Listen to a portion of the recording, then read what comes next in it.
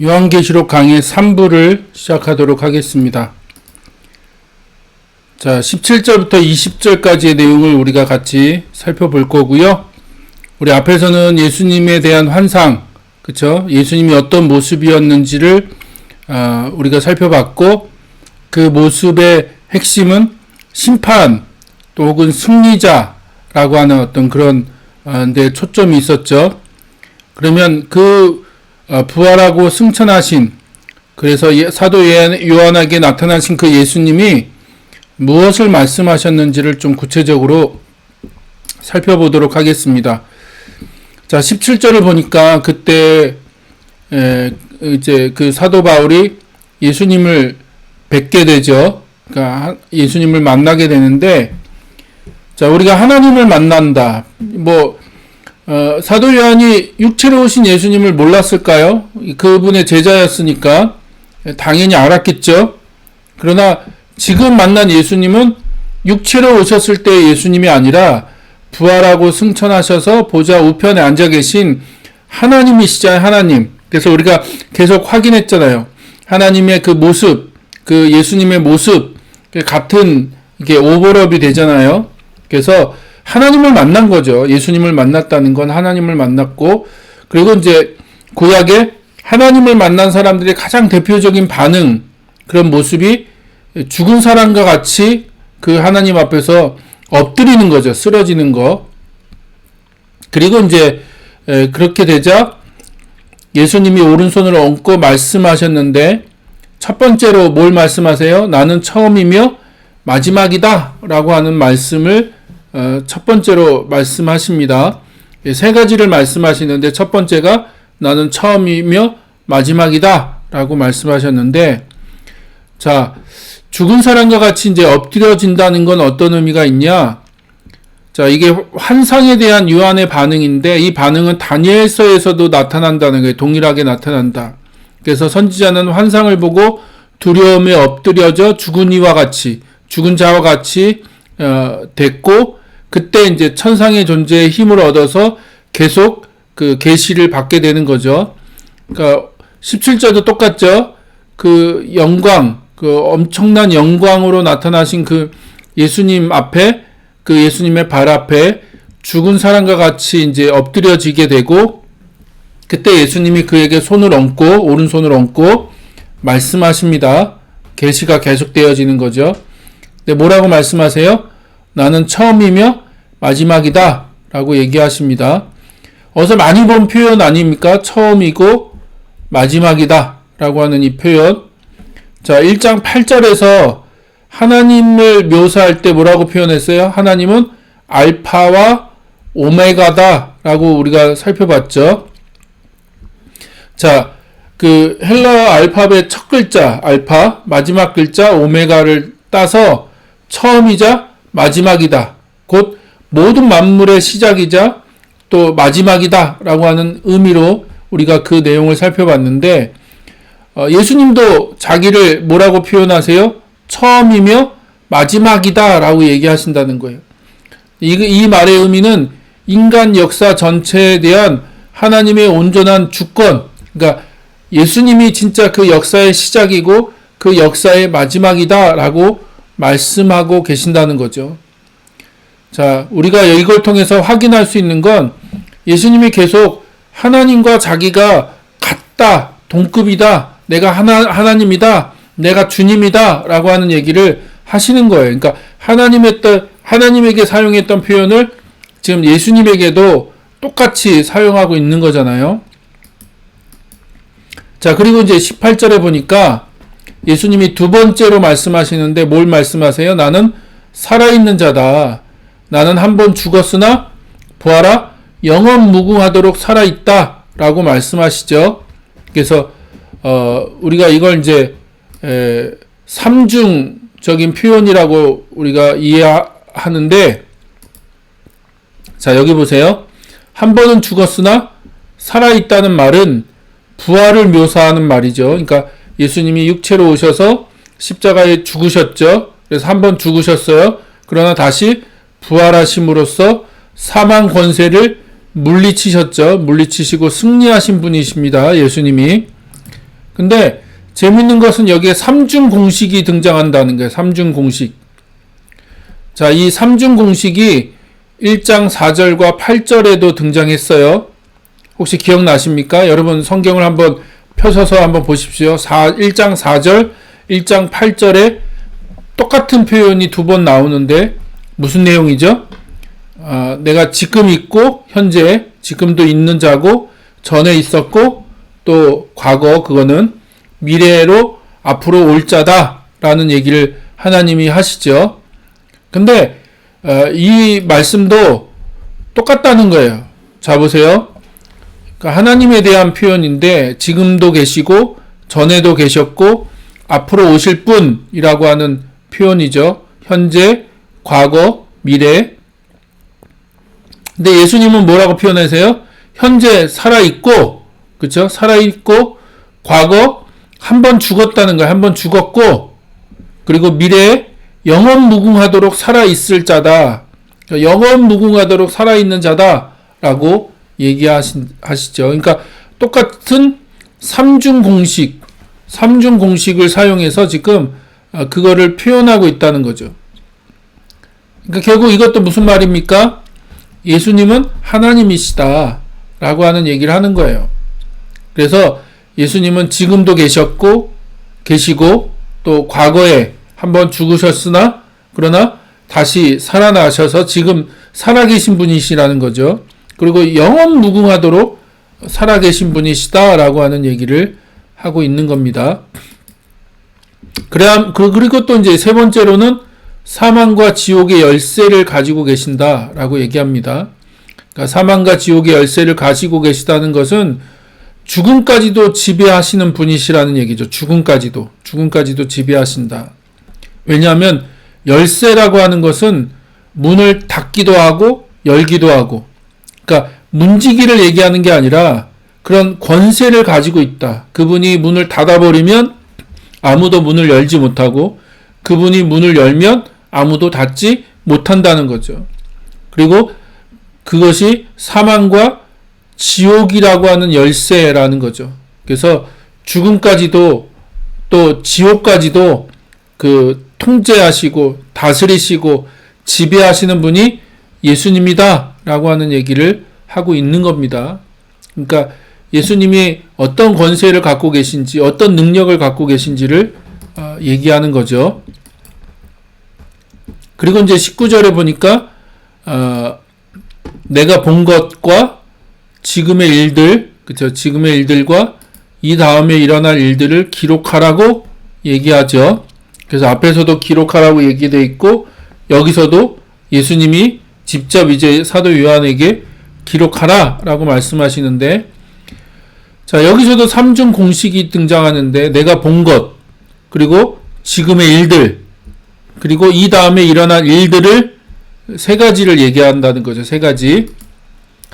자 여기서 내가 본 것이라고 하는 건 요한이 주님으로부터 받게 될 1년의 환상 전체, 그러니까 요한계시록 전체를 얘기하는 거예요. 내가 본 것. 그러니까 앞으로 이제 그 주님의 계시, 성령에 휩싸여서 성령의 그 능력 안에서 그가 새로운 환상을 보게 되고 이제 놀라운 계시를 받게 되는데, 여기서 내가 본 것이라고 하는 건 요한계시록 전체를 얘기하는 거고요. 요한계시록 전체. 그리고 이제 그다음 지금의 일들, 그렇죠? 지금 현재의 일들, 그리고 미래에 일어날 일들, 그렇죠? 미래에 일어날 일들로 이루어져 있는데 이 환상은 특히 이 다음에 일어날 일들은 다니엘서의 계시와 밀접하게 연결되어 있고 그리스도 안에서 성취가 시작되었다는 겁니다. 자, 지난번에도 그런 얘기 했죠. 그러니까 다니엘 입장에서는 먼 미래의 일이지만 요한의 입장에서는 이미 예수 그리스도 안에서 시작된 거죠. 예수님이 이 땅에 오시고 십자가에 죽으시고 부활하시고 승천하셨어요. 떠나가셨지만 그냥 완전히 떠나가신 게 아니라 그분이 모든 열방과 민족, 온 우주를 통치하시는 권세를 하나님으로부터 부여받으셔서 보좌 우편에 앉아 계신 거죠. 그리고 그분이 결국은 마지막 때 한 번 다시 오심으로 이 모든 역사를 종지부를 찍을 거예요. 이제 그것과 굉장히 관련된 이야기라는 거죠. 따라서 요한은 마지막 때가 이미 시작됐다. 이것도 계속 말씀드렸잖아요. 이미 예수님의 오심으로 성령의 임재로 마지막 때가 시작됐다. 말세가 시작됐다. 시작된 거예요. 그러니까 지금의 일들, 그쵸? 지금의 일들, 말세가 시작돼서 지금 말세가 진행되고 있죠. 그게 지금의 일들이에요. 그리고 계속 말씀드리지만 요한계시록의 환상 중에 첫 번째, 두 번째가 아마 여기에 해당될 겁니다. 근데 이제 지금의 일들만 있는 게 아니라 이 다음에 일어날 일들, 그러니까 미래에 일어날 일들, 그러니까 예수님이 다시 오실 때 일어날 일들이 또 무엇인지도 얘기하고 있다는 거죠. 그래서 자기 주변에서 현재 일어나고 있는 일과 마지막 때에 진행되면서 계속 일어날 일들을 기록해야 된다는 거예요. 그러니까 다시 말씀드려요. 예수님이 다시 오실 때만 말세가 아니라 지금 이미 말세가 시작되고 있고 말세가 진행되고 있다는 거예요. 그러니까 이게 지금 말세에 이루어질 일들이라는 거예요. 그리고 이제 마지막에 예수님이 오실 때 그때 또 일어날 일들이 있는데 그게 아마 이제 우리가 그렇게 이제 그 요한계시록을 해석할 때 세 번째, 네 번째 예언이 그러니까 환상이 거기에 해당되는 거라고 우리가 이제 그렇게 해석을 하죠. 그러므로 요한계시록의 범주는 그리스도의 죽음과 부활로 시작되고, 그죠? 그분의 죽음, 그분의 부활로 시작이 돼 이미 시작이 된 거죠. 그리스도의 재림으로 끝날 세상의 역사, 그러니까 예수 그리스도의 죽음과 부활로 시작을 해서 예수님의 다시 오심으로 끝날 이 모든 인간의 역사, 세상의 역사를 다 망라한다는 거죠.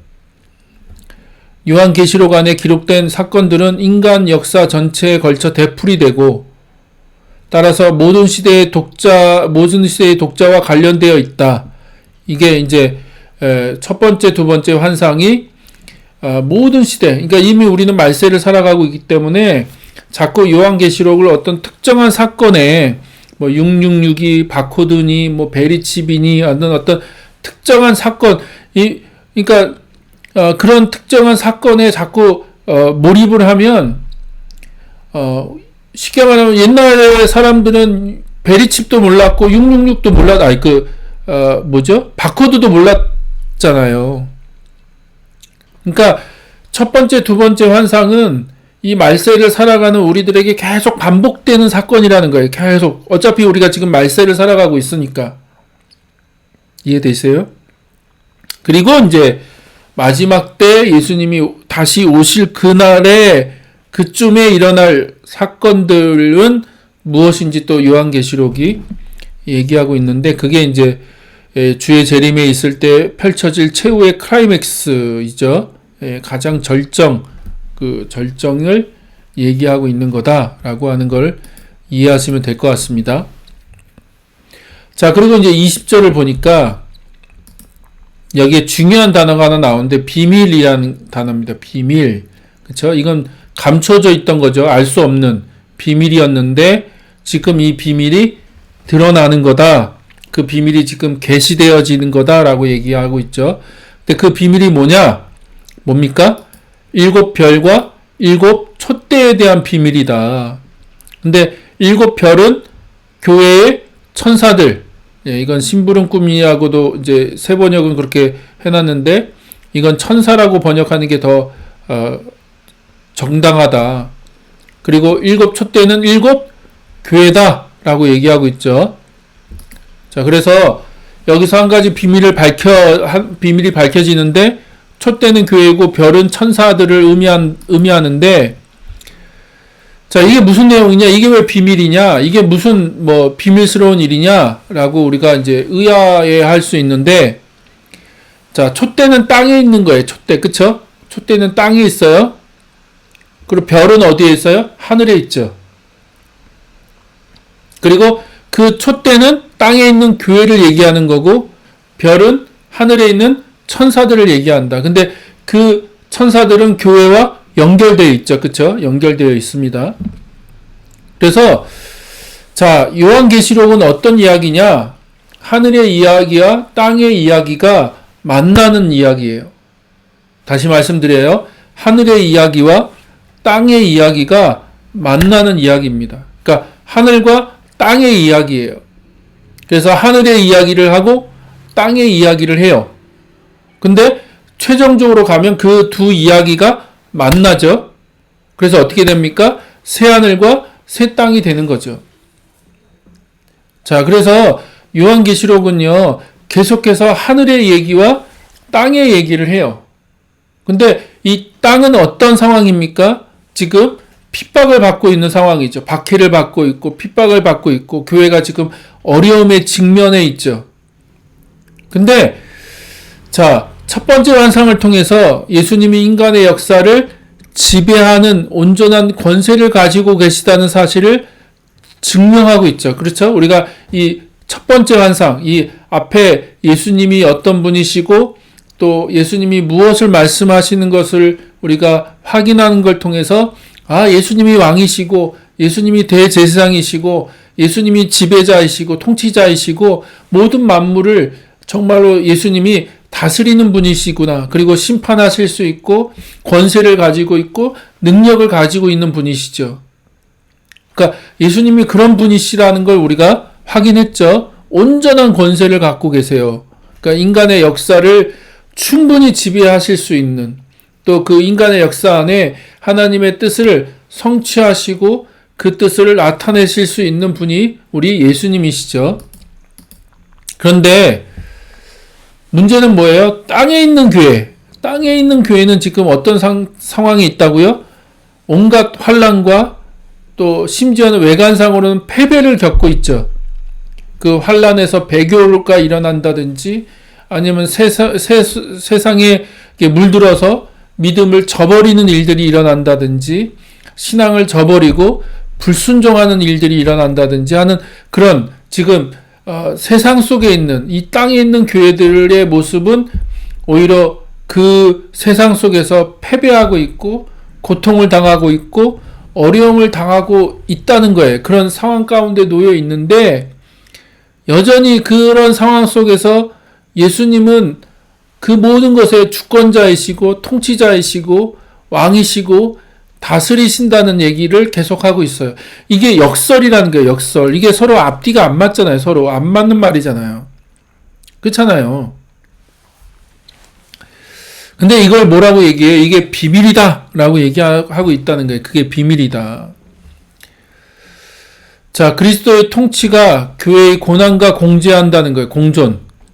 그러니까 그리스도의 통치, 그리스도의 그 지배, 왕이신, 그 하나님이신 그리스도의 통치가 교회의 고난과 같이 공존하고 있다. 그래서 십자가의 비밀이면서 하나님 나라의 비밀이다. 이것이 십자가의 비밀이면서 하나님 나라의 비밀이다. 그리고 이게 역설이라는 거예요. 역설. 그래서 십자가는 역설이잖아요. 이 세상에서 십자가에 무능력하게 무기력하게 예수님이 하나님이신데 십자가에서 죽으셨어요. 그런데 그것을 통해서 하나님이 죄로부터의 승리, 사망으로부터의 승리를 드러내시고 나타내시고 하나님 나라를 이루어 가시죠. 하나님 나라가 그 예수님의 십자가를 통해서 완성되고 또 이루어지게 됐고 이 땅에 그 하나님 나라가 임하게 된다. 그래서 하늘과 땅의 이야기, 요한계시록은 하늘의 이야기이면서 땅의 이야기다. 근데 이 두 이야기가 도저히 한 이야기가 될 수 없는데 역설이라고 하는 그 장치를 통해서 두 가지가 공존하고 있다는 거예요. 그래서 그걸 비밀이라고 얘기하고 지금 예수님이 그 얘기를 하는 거죠. 이건 비밀인데 그 비밀을 내가 너희들에게 지금 밝힌다. 그래서 땅의 교회의 이야기, 하늘의 천사의 이야기, 그리고 그 천사, 7별이 예수님의 오른손에 있잖아요. 예수님의 오른손. 그래서 앞으로 이제 그 2장부터 펼쳐질 이야기는 이 땅에 있는 교회에 대한 이야기죠. 이 땅에 있는 교회에 대한 이야기. 그래서 우리가 그 말씀을 다시 한번 또 살펴보면서 예수님께서 계속해서 무엇을 말씀하시는지 우리가 들을 수 있기를 소망합니다. 예, 오늘 말씀을 마무리하도록 하겠습니다. 저는 오늘 우리가 살펴본 이 말씀을 통해서 들어야 될 메시지가 여러 가지 있다고 생각합니다. 무엇보다도 첫 번째는 예수님이 누구신가라고 하는 것이고요. 그러니까 어떻게 보면 우리가 그 육체로 오신 예수님만 우리가 너무 잘 아는 것 같습니다. 그러나 요한계시록에서 설명하는 예수님은 부활하셔서 살아계시는 그 하나님 보좌 우편에 앉아 계시는, 그래서 온 우주와 만물을 통치하시고 다스리시는 예수님, 그게 우리가 만나는 예수님이고 우리가 경험하게 되는 예수님이죠. 그리고 그것이 성경이 선포하는 그 실존이죠. 실제 그 예수님이 온 우주에 온 만물에 또 모든 자연의 통치자이시고 또 심판자이시고 최종적으로 그 모든 것들을 심판하실, 그리고 하나님 뜻을 완성하실 왕이시다라고 하는 얘기를 하고 있습니다. 그리고 이제 두 번째는 교회가 뭐냐는 거예요. 그 예수님과의 관계에서 교회는 하늘나라를 이 땅에 구현하는 자들이죠. 그러니까 예수님을 통해서 시작된 그 하나님의 나라, 이 땅에서 이루어져야 되는 그 하나님의 나라를 구현해 가는 자들이죠. 그러나 그 하나님 나라가 예수님 두 번째 오시기 전, 그러니까 재림하시기 전까지 이 땅에서 어떤 모습으로 존재합니까? 예, 나약한 모습으로 그 핍박받고 멸시받고 또 박해를 받는 그런 모습으로 이 땅에서 살아갈 수밖에 없다는 거예요. 예수님도 그렇게 하셨고 지금 사도 요한도 그런 환난 가운데 인내를 하고 있고 교회도 그래야 된다고 얘기하는 거죠. 그래서 이 땅에서 하나님의 나라는 정말로 핍박과 어려움과 멸시와 천대 가운데에서도 믿음을 가지고 하나님이 어떤 분이신가, 또 예수님이 어떤 분이신가라고 하는 그 소망과 믿음을 가지고 계속해서 하나님 나라를 구현해 가야 되는 공동체라고 하는 것을 말씀하고 있는 거죠. 그래서 너희들이 그 믿음을 저버리지 말아라. 핍박 가운데서도 어려움 가운데서도 포기하지 말고 계속해서 말세를 살아가는 공동체로서 계속해서 그 믿음의 길을 걸어가라 라고 하는 얘기를 하고 있는 거죠. 그래서 우리가 다시 한번 그 이야기를 통해서, 그 말씀을 통해서 우리에게 들려주시는 예수님의 메시지가 무엇인지, 그 당시 아시아의 7교회를 향한 말씀이기도 하지만 또 오늘 우리를 향한 말씀이기도 하다는 것을 우리가 다시 한번 기억하고 우리 삶 가운데 그 말씀을 어떻게 적용할 것인가를 고민할 수 있었으면 좋겠습니다. 예, 우리 계속해서 이제 2장으로 넘어가서는 또 구체적으로 그 아시아의 7교회를 향해서 예수님이 무엇을 말씀하셨는지 좀 하나하나 살펴보면서 다시 한번 우리가 주님의 음성을 듣는 시간 갖도록 하겠습니다. 그러면 다음에 또 뵙겠습니다. 감사합니다.